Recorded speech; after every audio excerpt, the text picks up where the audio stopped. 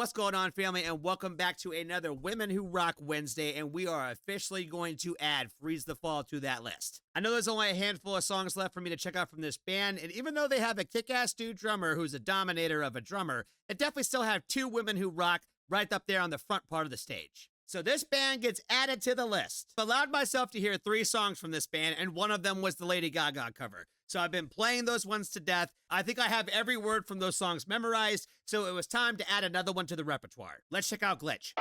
We each exist to tire out. 1, 2, 3, 4.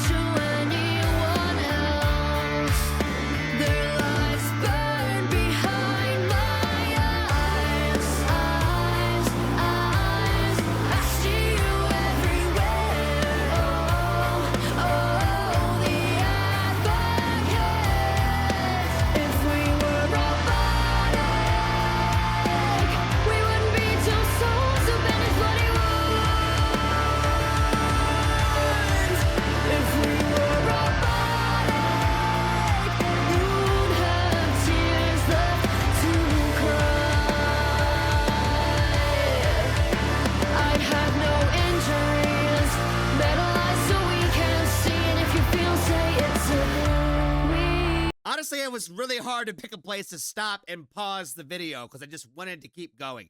Every time I thought about stopping, they would say something else or do something else, and I was like, I can't stop here, I can't stop here, I want to hear this part now. That line when she said, I can't love you if you're just like me, like really resonated with me. It's funny because I tell my wife that all the time. I've told her that from the very beginning is, if you were like me, I wouldn't be able to like you.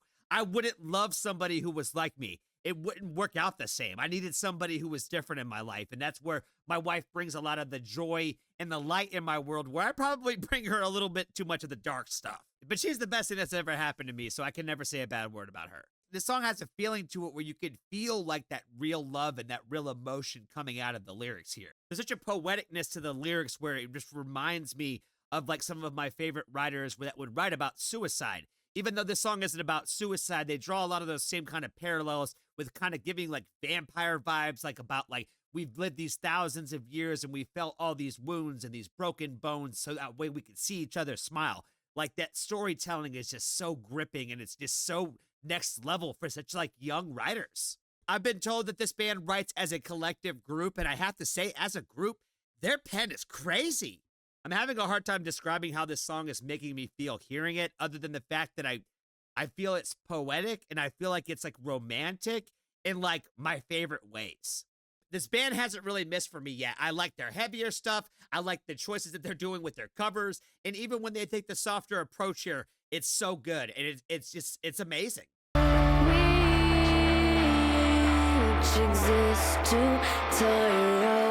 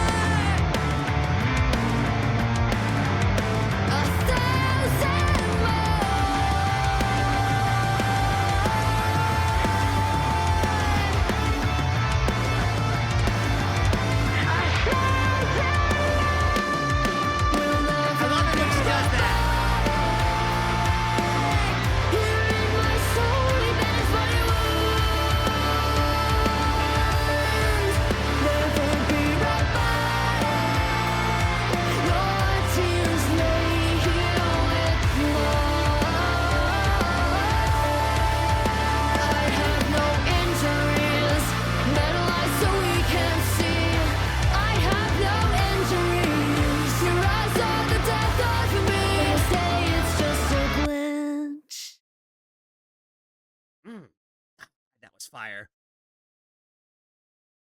Oh my God. Oh boy. Like I've said it a few times on my channel now, but I think I'll say it again.